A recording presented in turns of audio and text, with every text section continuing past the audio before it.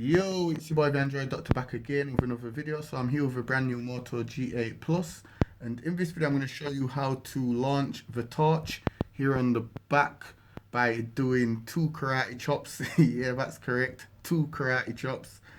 Okay, so this is pretty much like a tips and tricks video. So to do it, all you need to do is go into the Moto application and then select Moto actions and then select fast torch. So just turn that on.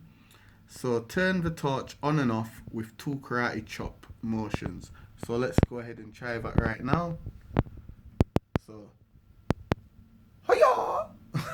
It's on. Hiya! It's off. What? It's on. What? And it's off again. So yeah, this was just my quick video showing you how you can quickly launch the torch on the brand new Moto G8 Plus by doing 2 karate chops. If that helped you out, you already know what to do. Give the video a thumbs up. Also, leave any comments, let me know what you think of the 2 karate chops. Let me know all that good stuff in the comment section down below. Also, share the video, hit that notification bell, subscribe to the channel. It's your boy the Android Doctor, and I'm out. Deuces.